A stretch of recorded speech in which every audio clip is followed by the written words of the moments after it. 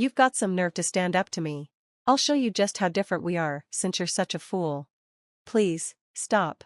Before I knew it, my mother-in-law, Sandra, was laughing while cutting up my clothes that were really special to me. She then threw them onto the floor. That was a gift from my late mother. Oh my God. My name is Luna, and I'm a 30-year-old housewife. I met my husband, Nick, through some university friends.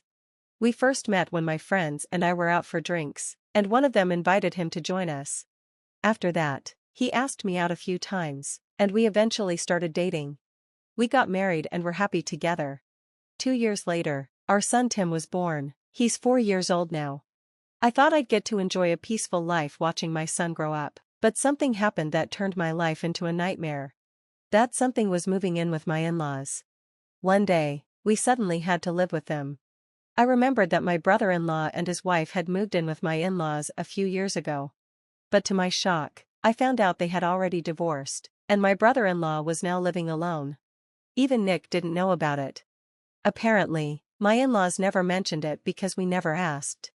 I thought it was strange not to share such important news with family, but since we only saw them during New Year's, maybe they had planned to tell us then. At first, I didn't have a bad impression of Sandra. Whenever I visited, she wasn't exactly friendly, but she never nagged me either. She had a blunt personality, but I actually preferred that over someone who constantly criticized everything. My in-laws also loved my son, so I didn't think living with them would be a big deal. When I agreed, Nick was happy and called his parents right away. Soon, we moved into their home. My father-in-law, Jim, was still working, while Sandra had always been a housewife. I also became a full-time housewife when Tim was born. Since I was still learning, I hoped Sandra would teach me some useful things, especially her recipes. But before I even had those thoughts, I was already being forced to do all the housework, even when I didn't feel like it. The first day living there seemed fine. Both my in-laws welcomed us with smiles. That night, we had a big meal to celebrate. But the very next morning, Sandra's attitude completely changed. "How long are you planning to sleep?" "Oh, I'm sorry. It was only 5:30 a.m., and my head was pounding from all the drinks I had the night before. As a wife, you should wake up before everyone else." What time should I get up?" "Well, I usually wake up around this time, so you should wake up by 5 a.m. at the latest." 5 a.m.? What, do you have a problem with that, being a housewife?" No. I didn't want to cause problems on our first day living together. Besides, waking up early was good for my health, so I figured I'd just get used to it. "Well then, start making lunch for Jim and Nick." "Yes, I understand." I started cooking as usual. "What are you doing?" "Ah." Sandra suddenly slapped my hand hard while I was holding the knife. "You're doing it all wrong." What am I doing wrong?"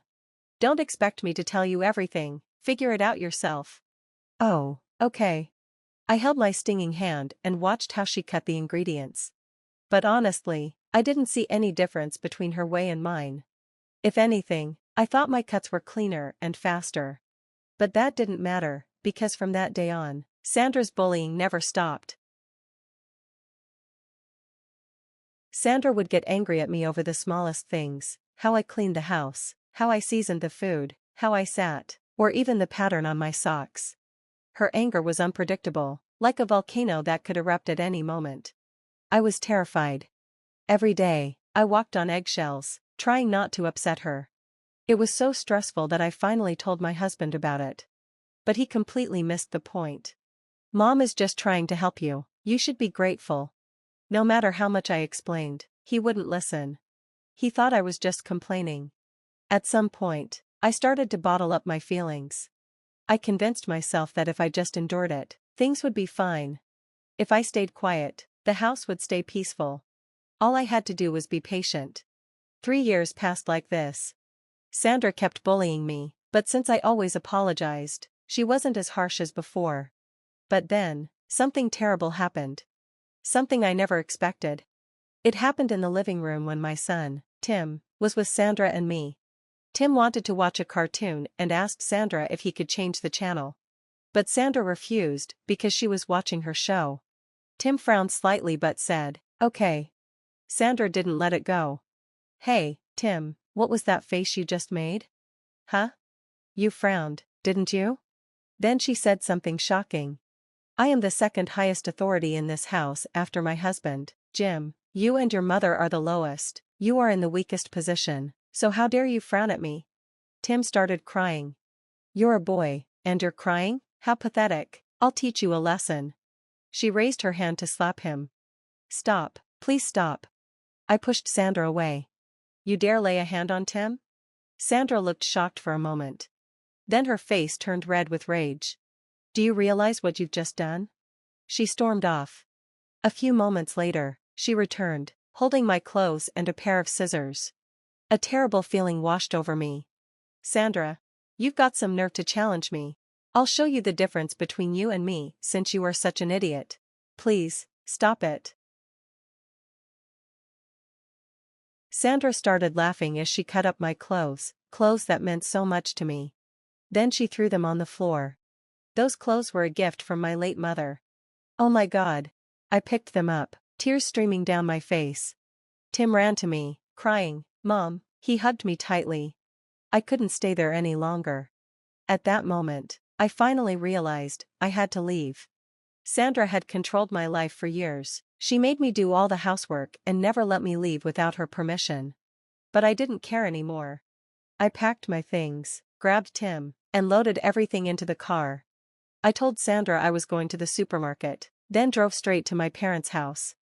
My dad, Sean, my brother, Jeremy, and his wife, Gwen, all lived there. My mom had passed away 10 years ago, and the clothes Sandra destroyed were the ones she gave me when I got my first job. She died just a month after giving them to me. They were my last connection to her. When my family saw the torn clothes and heard what I had been through, they were furious. Jeremy said, You've suffered enough, let me handle this. My dad was kind and told me to relax and take a bath first. It had been years since I could take a bath first. Afterward, Jeremy and Gwen made dinner for Tim and me. It had been years since someone cooked for me. I couldn't stop crying. That night, I knew I was never going back. I was going to divorce Nick. As I finished dinner, my phone rang. It was Nick. Hey, where are you? I'm at my parents' house. I'm not coming back. I want a divorce. Huh? Divorce? Don't be ridiculous. You have no idea how badly Sandra has treated me. I can't take it anymore. Come on, don't be selfish. Get back here now. She tried to hit Tim, and she destroyed my mother's clothes. What? Are you still going to take her side? Suddenly, I heard Sandra grab the phone. She shouted, Stop filling Nick's head with nonsense. You are not leaving. You are my slave for life. No way. I can't live with someone who destroys my precious things. Huh, your face when I cut up those clothes, it was priceless. Memories of your mother? You're worthless. That's why I was able to destroy them so easily. A new voice interrupted. I heard everything. Thank you for your confession. Huh? Who is this? I'm Luna's brother. This has nothing to do with you, outsider. I'm not an outsider. Luna is my sister. I recorded your words. Huh? I'll be pressing charges for property destruction once the divorce is final. Wait, what? I'll also be reporting this to Nick's company, and Jim's. What? No, please don't do that. Then Nick will divorce Luna immediately, Tim stays with her, and Nick pays child support. No way. If you refuse, I'll make sure the neighbors hear how you tried to abuse my nephew. Okay, just don't do that. Then tell Nick to come here and sign the divorce papers. And just like that, Jeremy forced Nick to agree to the divorce. A few days later, I sat in a cafe with Jeremy, waiting for Nick. He arrived alone, looking awkward and uneasy. Without much hesitation, he signed the divorce papers. Well then, we'll file these, Jeremy said. Nick hesitated. You won't report this to my company, right? I won't report you or Jim's company, Jeremy assured him. Nick let out a relieved sigh and left the cafe. And just like that, the divorce was finalized. Nick also paid the full child support amount up front. That's one step done. Now, let's move on to the real plan, Jeremy said with a smirk.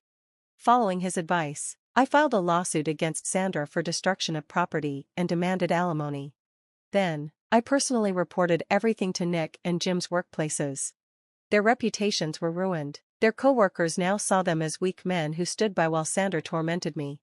Nick called, furious. "You lied, you said you wouldn't report this." I calmly replied, "No, my brother said he wouldn't report it, but I never said I wouldn't." This had been Jeremy's plan all along.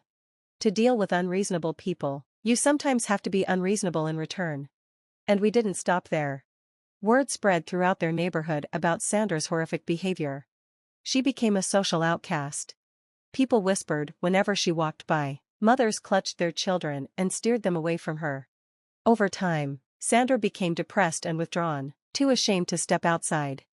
It felt good to finally get justice. Meanwhile, I moved back home, found a new job, and embraced my new life as a single mother. At home, Jeremy, Gwen, and my retired father took care of Tim, showering him with love and support. Tim thrived in this warm and happy environment. I couldn't thank Jeremy enough. Someday, when I've saved up enough, I'd love to take my whole family on a well-deserved trip.